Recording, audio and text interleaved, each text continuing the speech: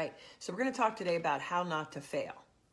And I have my notes. Hi, Rainey and Chrissy and Alina.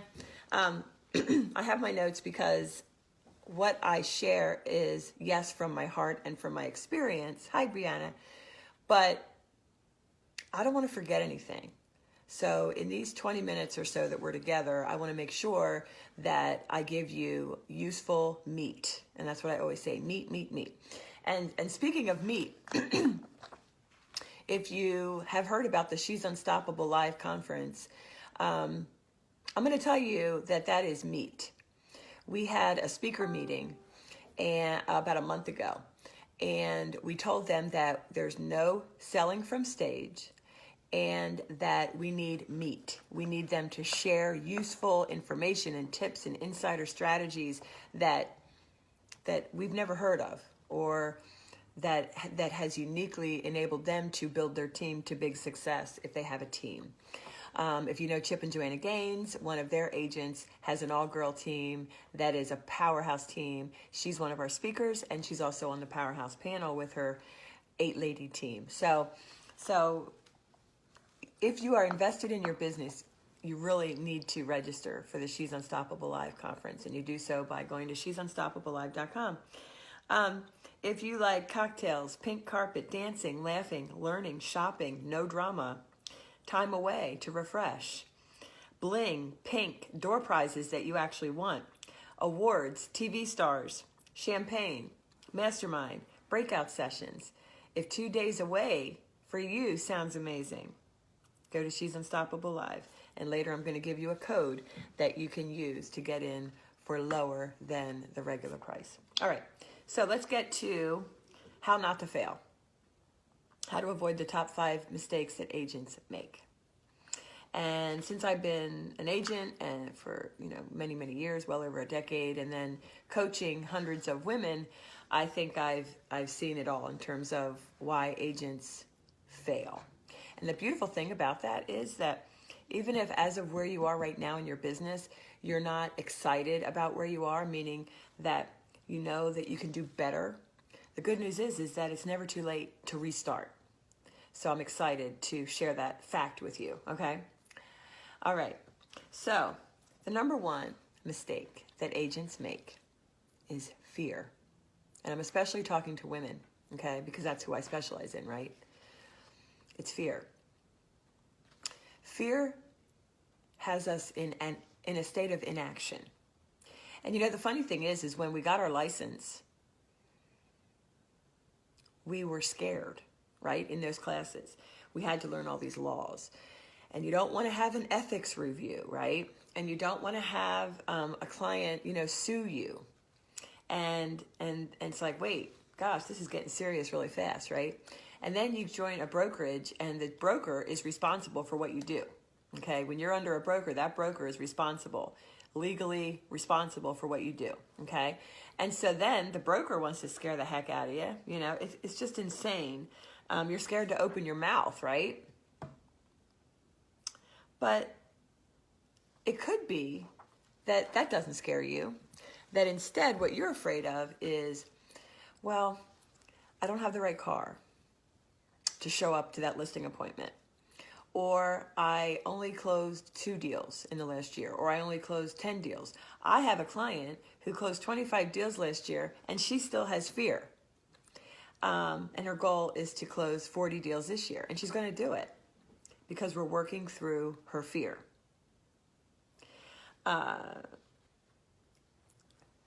Fear is nothing to be. Failure is the biggest fear that agents have, especially women. We don't want to fail. We don't want to fail as a mom. We don't want to fail as a daughter, a sister. We just don't want to fail for our clients, right? We don't want to, if we get that listing, we're so excited to get the listing, and then we're like, oh my gosh, what if it doesn't sell? We have all this fear of failure. And what I've come to learn is that fear is a feeling. And we're not supposed to live our life based on our feelings. We should live our lives based on what we know. And here's what we know about fear of failure in particular. Those who fail whether it's real failure or perceived failure, right? Because it's perception always plays a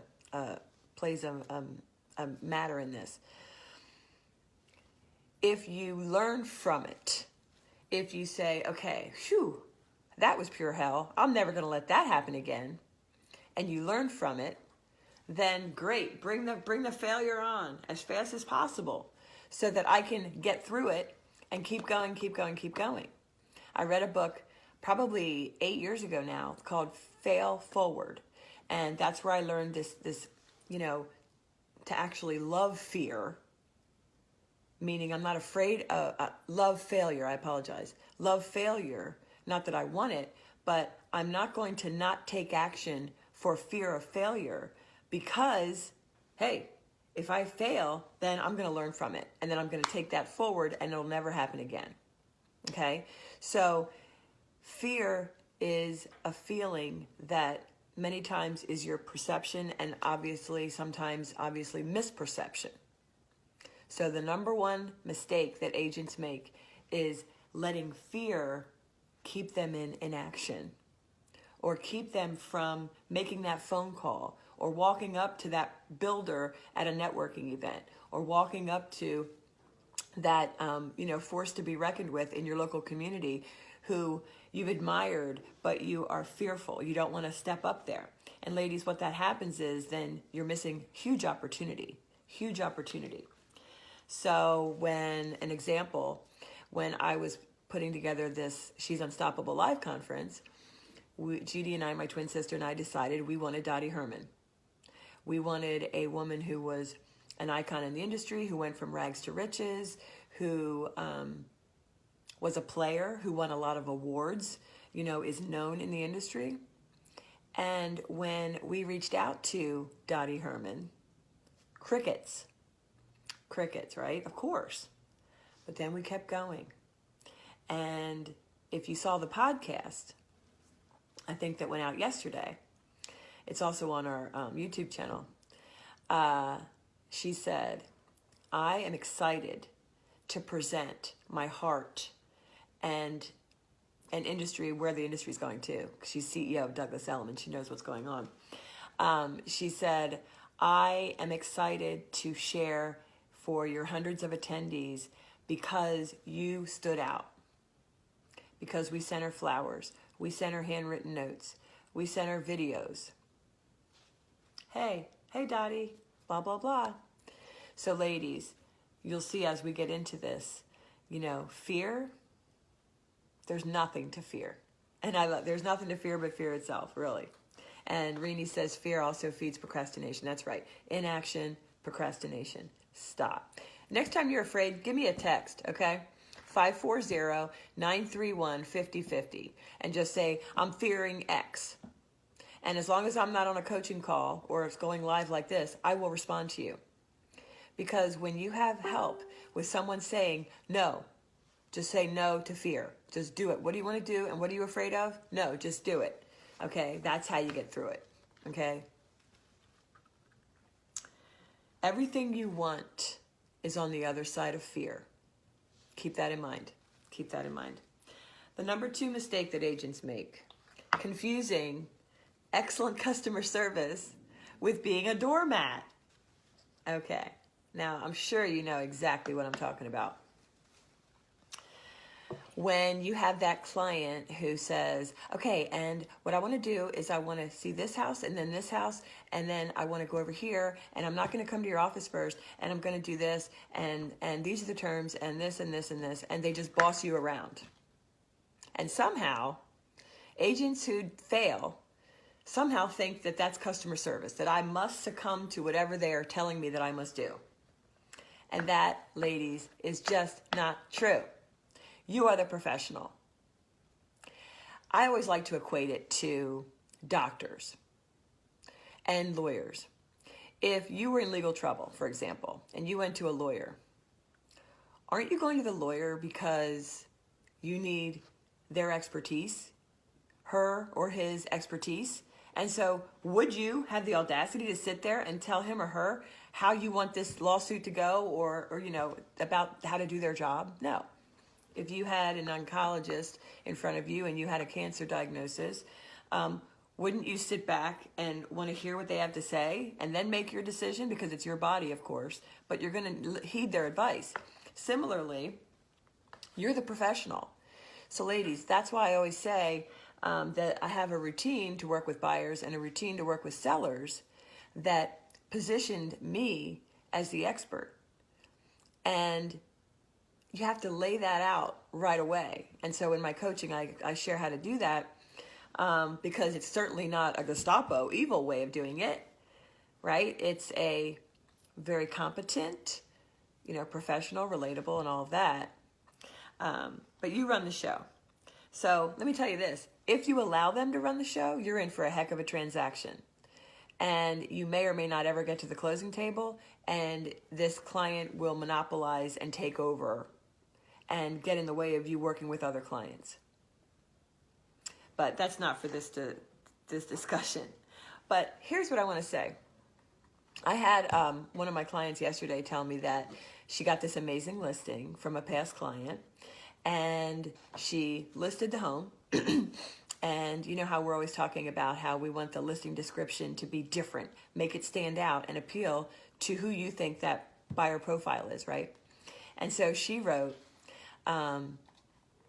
if you're looking for a fixer-upper, this is not it, because it's exquisite and beautiful. And she said something about the Chip and Joanna Gaines or something, right?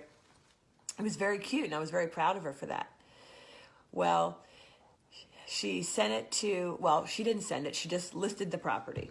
And then once it was listed, she sent the seller the listing and said, yay, we're in the we're in the MLS. Let the fun begin. And within 5 minutes, that client called and said, oh, you can't say this is not a fixer-upper. Please remove that. And I want you to say that it's a colonial, charming, 4-bedroom, 3-bath, so many square feet. We got a new deck, and ho-hum, boring, okay?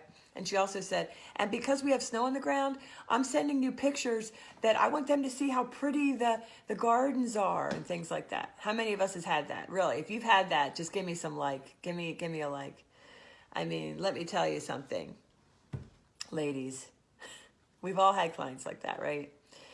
And so I said, what did you do?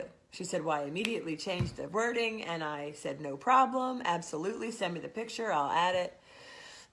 But ladies, that's very an easy way to alleviate that, or at least to kind of get in the mind of that client who is trying to push us around, is to say, oh, that's interesting. Can I ask why?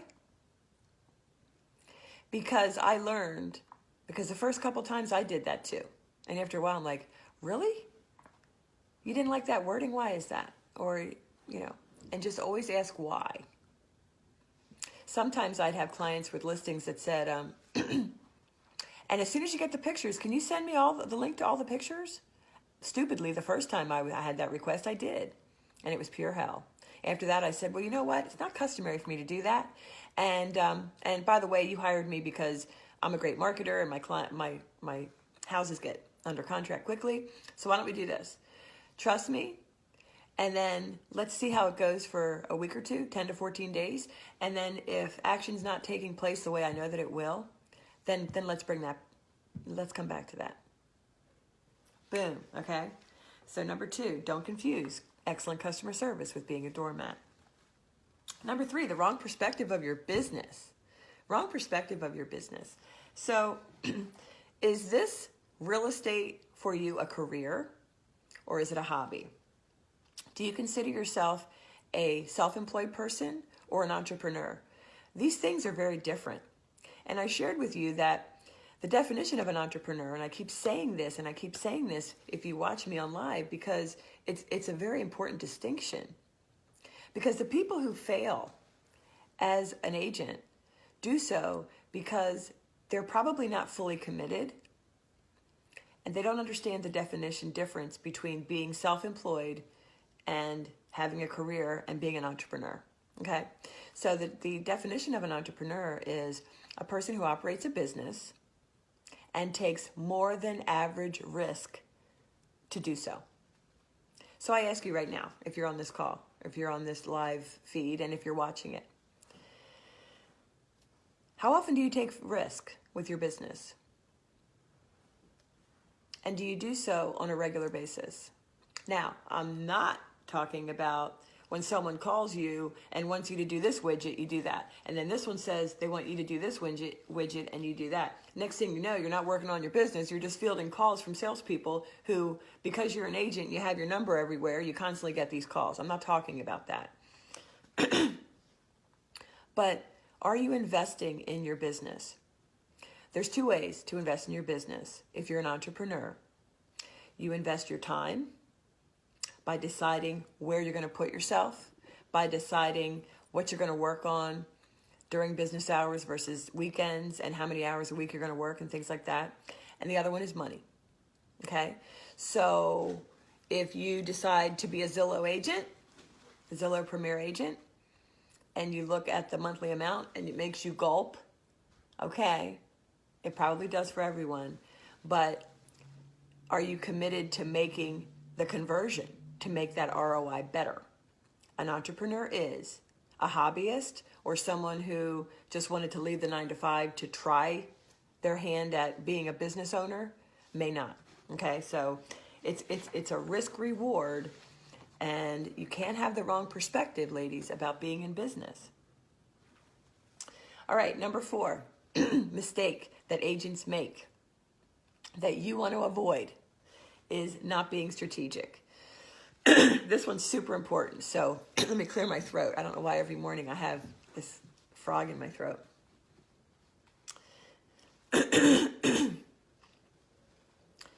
I'm sorry. Do you just throw up social media because somebody told you you needed to? Do you go to this networking event 1 month, and then next month you'll try another one, and the next month you'll try something else, and, willy-nilly, try this, try that? Well, without a brand, that's what you do. What happens, ladies, is that many times brokers hit home that you must have their broker logo on your stuff, and rules. Oh my gosh, someday if we open up Livy Girl Brokerages, which is something I would love to do,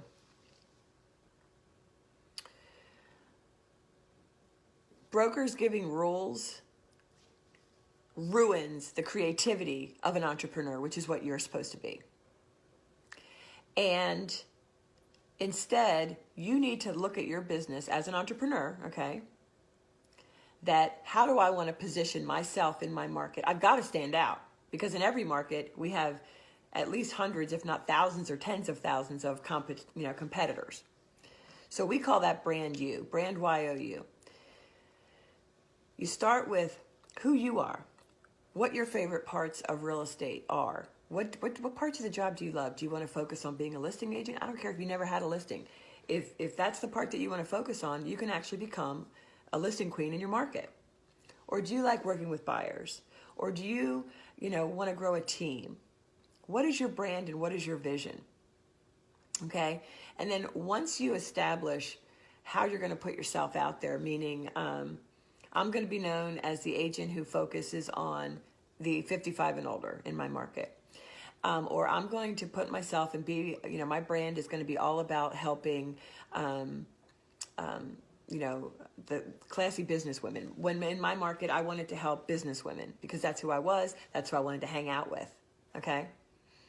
And I started a networking event in my market that was very lucrative for me. So you really have to think about what's your brand, what do you want to do, and then immerse yourself in that, be that brand everywhere, no matter where you are. Okay. The next thing is who do I want to help? Like I just shared with you that in my market, I really wanted to focus on helping business women. I related to them. It's who I was. And it just worked really well. I have clients who love gardens and they focus on the garden club and things like that. And I have a client who is into yoga and coffee. And so she immerses herself in her local community there in the yoga community and hangs out in the coffee shop, the local coffee shop, and and it really is working well for her, okay? So who do you want to serve? I call them perfect clients. If you've had any closings in the past, what my clients do is we go through a perfect client questionnaire. And these are questions that tell you what your perfect clients like to watch, like to listen to, where they like to go, where they like to vacation, how they like to spend their weekends, how they decide where they're shopping, what their favorite brands are. It's way more than just your birthday. Oh, what's your birthday? Oh, great. If they have a family, what their dreams are.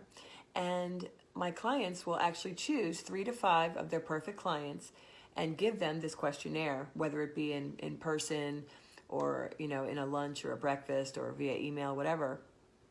And then we look at their perfect clients and we try to come up with a persona.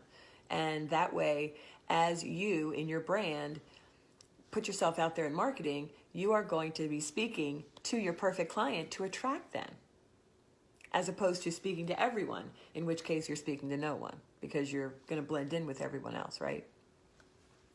And then what happens next is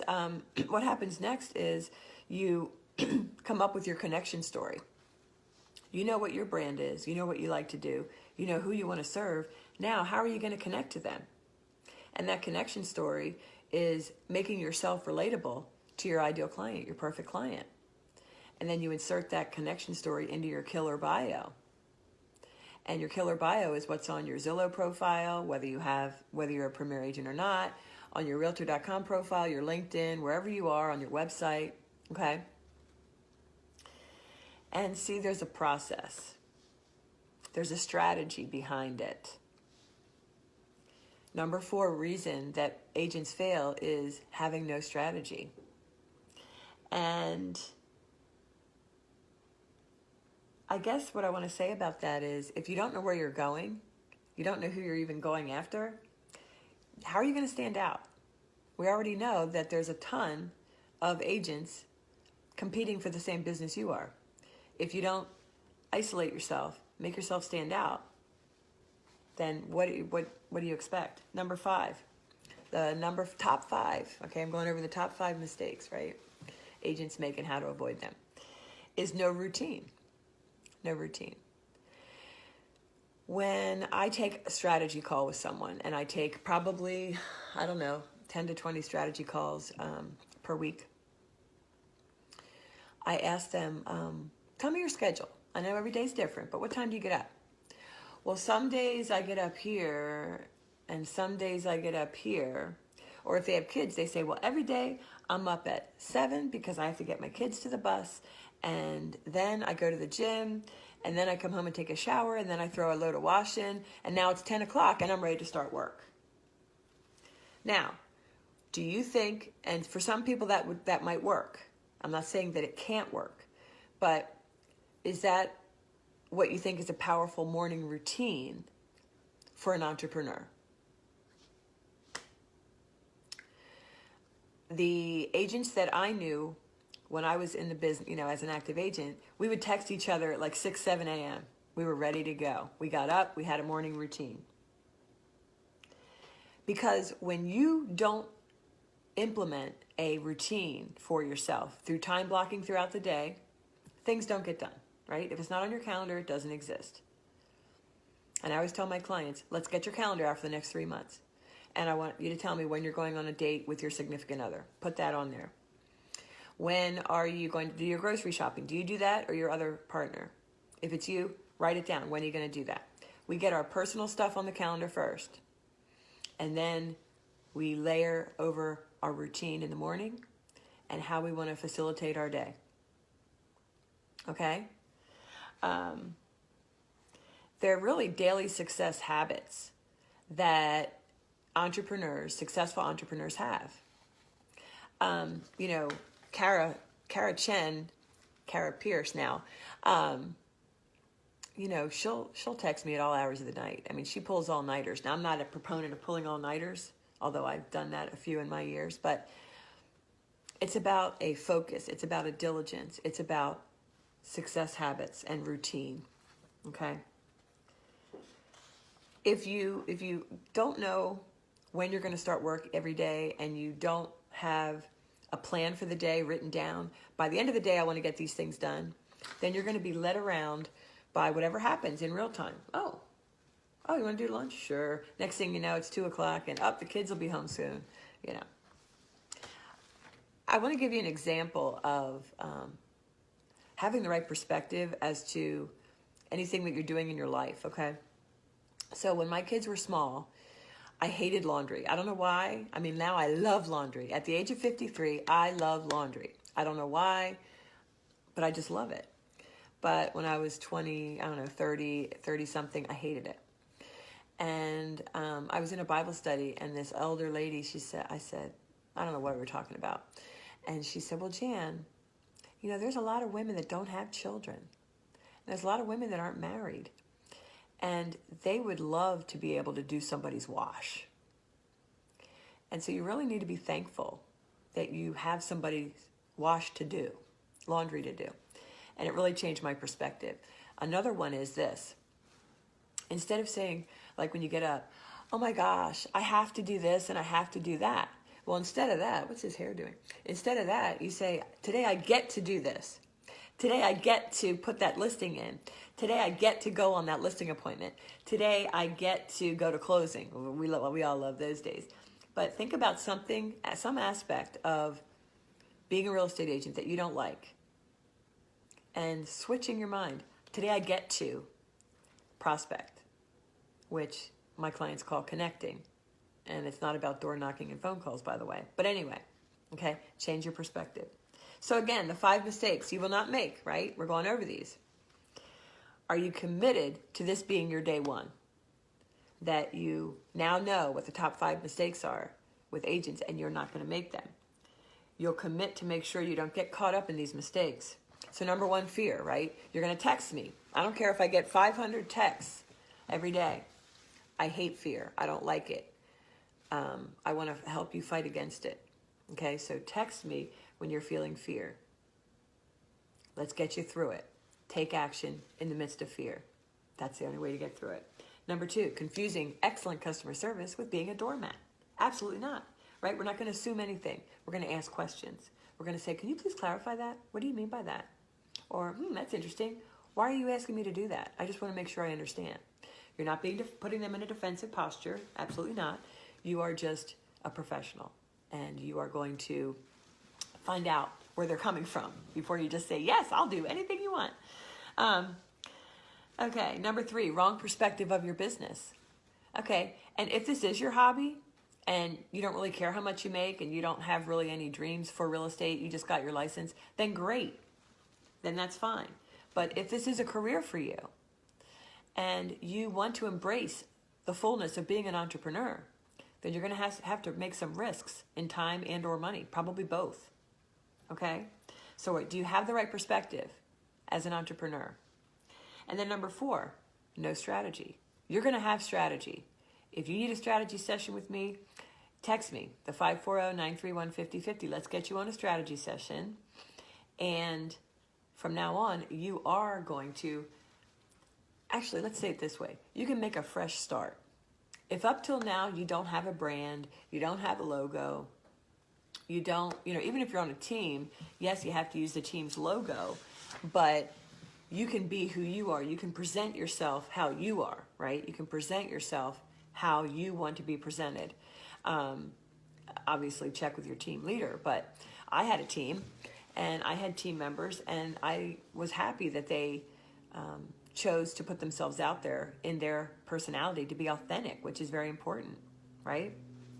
So we need to get a strategy, brand you, and then who do you want to serve? We call them perfect clients. And then getting your connection story, your killer bio, and then getting your online and your in-community marketing plan together, all around your brand. So important. And then 5, no routine. No routine. You're just flying by the seat of your pants. No routine at all. You need structure and a commitment to excellence, which is really what we call taking imperfect action. Taking imperfect action.